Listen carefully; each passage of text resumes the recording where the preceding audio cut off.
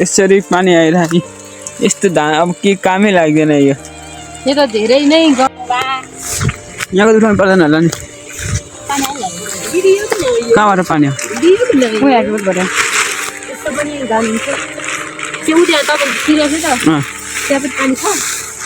कहाँ छिरे त्यो खेतमा म हेरेर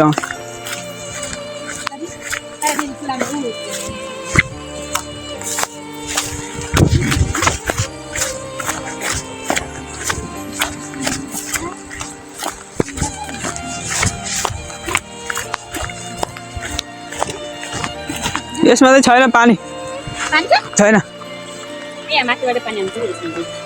यसमा त सबै छेउछेउमा छ अनि कहाँ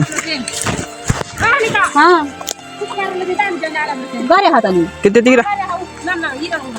राख्ने कि पुगेर होइन धुनु पर्ने ठाउँमा खुसी भएर हिँडेर रुएर के गर्नु त म रुएर धान राम्रो हुने होइन अनि के हुन्छ त अनि धेरै पानी पर्छ त्यो पर्दैन कि यो त्यो चाहिँ भित्रको चाहिँ त्यो चाहिँ र उ त्यो खाल्डोको चाहिँ उठाउनु पर्छ यस्तो पानी भइरहेछ त्यो खेतमा पानी परे के हुन्छ त्यो खेतमा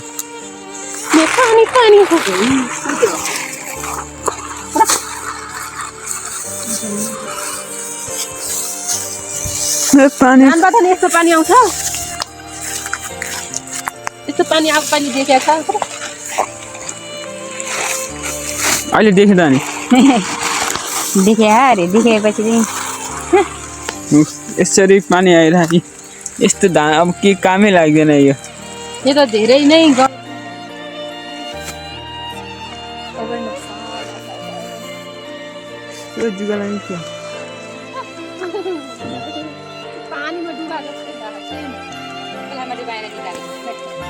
पालन यस्तो छ है पानी छ पुरै खाल्डोमा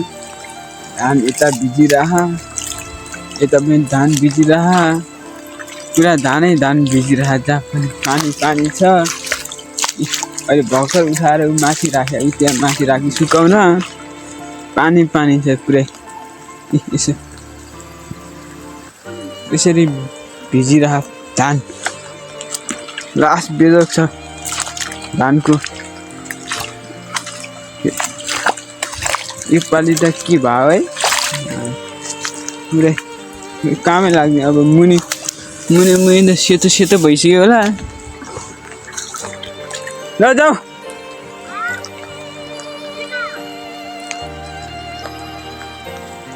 पर्दैन र उठाउन बुवाले भन्नुभयो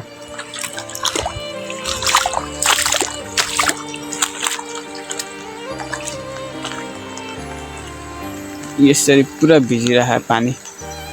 पानीले गर्दा धान कामै नलाग्ने भइसक्यो अब यो धान सुकाएर पनि काम छैन